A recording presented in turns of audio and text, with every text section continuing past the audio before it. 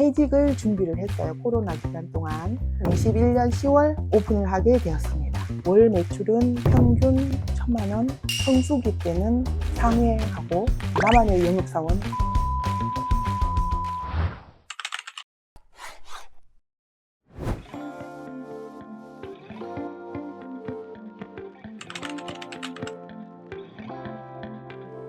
안녕하세요. 서울말 괜찮아요?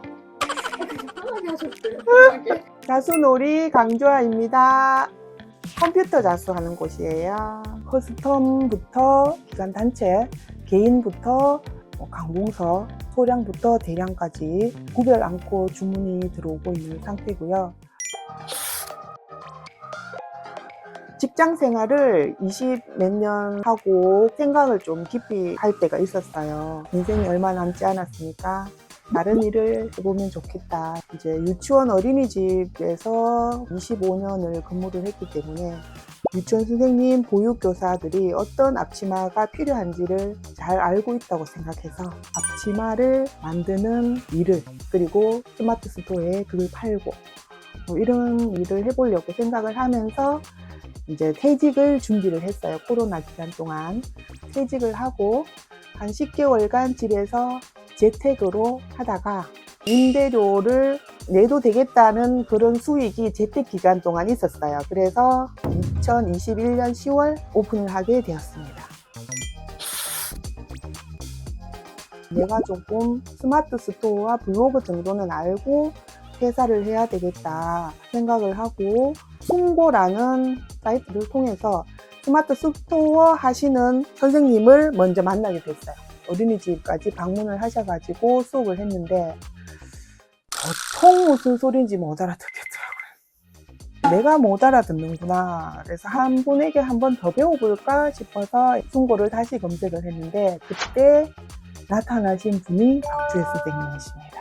솔직하게 말씀을 드리면 정확하게는 모르겠지만 한 5명에서 7명 분이 연락을 주셨는데 제일 빨리 방문까지 해주시는 분이 박주혜 스님밖에 안 계셨어요. 다른 분들은 전부 본인이 있는 대로 오기를 원하셨고 저는 퇴근 후에 시간이 되는데 오후 3시에서 4시 아니면 주말 이런 시간을 원하셨고 그리고 사실은 리뷰 이런 거 보기 마련이잖아요. 굉장히 진심 어린 리뷰가 나를 이끌지 않았나 그렇게 생각합니다. 처음에 드는 생각은 아무래도 지방에 있으니까 또 직장에 매여 있었잖아요. 집은 대구였고 직장은 경산이었는데 누구든지 강사가 방문을 해주면 좋을 시기였는데 마침 선생님께서 정말 흔쾌히 방문을 해주신다고 하시더라고요. 그리고 겨울이었는데 5시 조금 넘어서는 좀 캄캄했어요. 그런데도 만나러 와주셔서 굉장히 미안했고 굉장히 고마웠고 블로그는 40대 후반, 50대 초반인 우리 세대에서는 미니 홈피 같은 거였어요. 거의 사진 저장, 일상 기록 정도. 저도 소시적에 만났던 분들과 방을 나누어서 사진을 조금 저장하고 있는 정도였고 오시기 전에 다시 만들기는 좀 그래서 완전 초기화를 시켜놨던 상태였어요. 아무것도 없이 사진을 다 지워버리고 알 거예요. 지가 나쁜 거. 블로그 주소만 있었고 아무것도 없었는데 오셔가지고 스킨, 메인, 대문부터 만들어 주시고 그 다음에 블로그 쓰는 작성 방법, 블로그의 마음가짐, 그 다음 자세, 그리고 블로그를 하나 포스팅하는 것까지 해주셨어요. 그 전에 그 스마트 스토어를 배웠을 때는 퇴직하면 안 되겠는데 계속 해야 되는 거 아니야? 출근 이렇게 생각했는데 박주혜 선생님과의 3시간이 끝난 후에는 자신 있게 퇴직 결심을 했어요. 인생의 터닝 포인트를 알려주신 은인이십니다.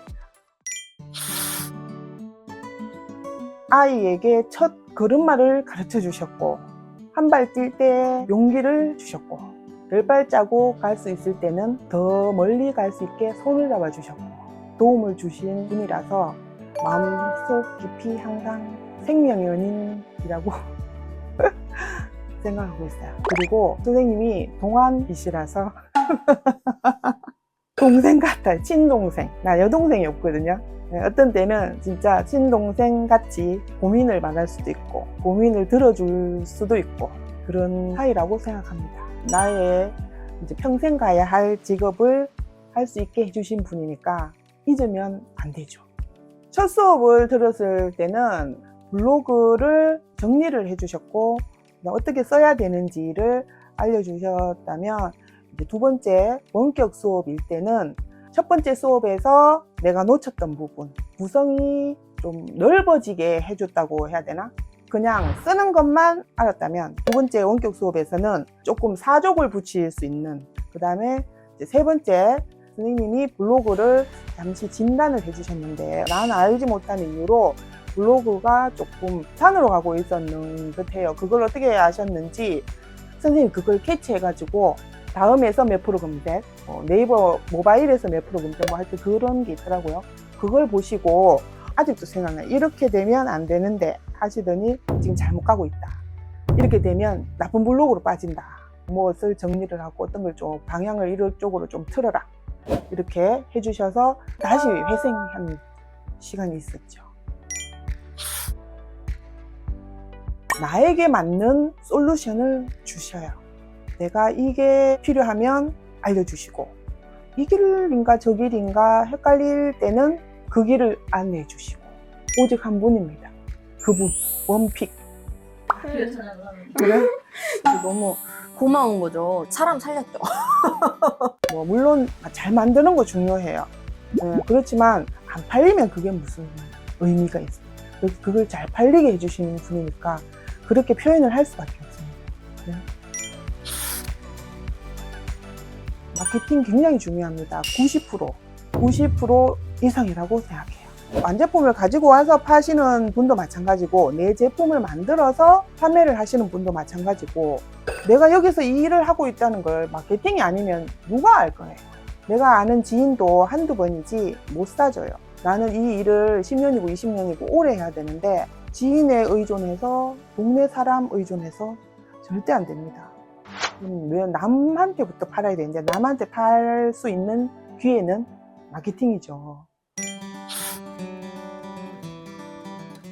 경쟁 업체들의 추격을 당하고 있어서 굉장히 고민에 빠졌을 때 제가 이제 선생님께 또 연락을 드렸죠. 날 좀 살려달라. 그러니까 선생님이 또 한달음에 매장에 오셔서 나만의 그런 솔루션, PPT를 준비를 해 오셔가지고 그때 저를 살려주셨어요.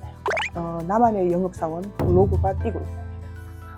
아주 블로그 원 마케팅으로 승승장구하는 자수놀이입니다. 납품, 커스텀부터 기관단체, 개인부터 관공서, 소량부터 대량까지 구별 않고 주문이 들어오고 있는 상태고요.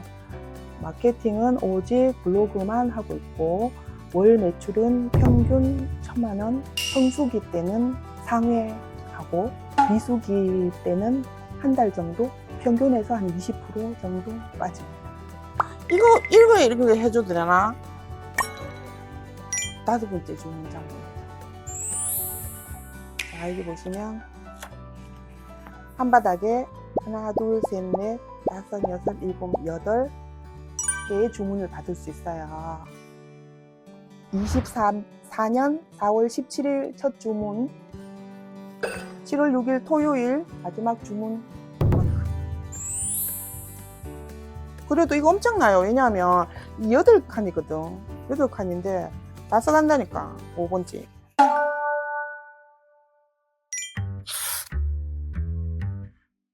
생명수지. 물이 없으면 죽어. 사업을 하는 사람이면 꼭 필요해요. 어떤 식으로든 팔지 못하면 그것은 죽은 사업이니까 그 사업을 살리려면 어떻게 해야 되냐? 마케팅을 해야 되잖아요. 그 마케팅의 방법을 알려주시는 분이니까 물과 같죠. 너무 이렇게 찬양하는 게 아니냐. No! 진실. 지금 뭐 예를 들어서 직장 생활을 한다거나 일을 하고 있는데 뭔가 매너리즘에 빠졌는데 조금 뭐 다른 일을 해볼까? 아니면 뭐 매장을 오픈을 했는데 왜 이렇게 장사가 안 되지? 그러고 계시는 분. 집에 가서 잠이 안 오시는 분, 일하러 가야 되는데 내일은 또 얼마를 팔까라고 고민하시는 분, 들어와. 어떤 의미? 아스피린? 어떨 때 먹어요, 아스피린? 흔한 약이지만 아플 때만 먹는 거 아니에요. 감기 들었을 때도 먹고, 두통이 있을 때도 먹고, 사실은 옛날에는 몸이 힘들 때도 먹었어요. 만병통치약같이. 옛날 사람인 나에게는 아스피린 같은 존재다.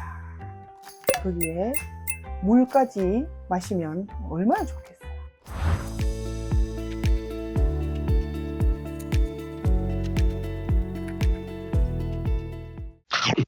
항상 하는 말이에요. 선생님 건강하세요. 그래야 우리를 오래 가르쳐주죠. 그 말만 꼭 하고 싶습니다. 건강하세요. 눈물 흘리셔도 괜찮아요. 눈물 잘 안 나. 왜 이렇게 촉촉하지 근데? 눈물샘이 고장났어.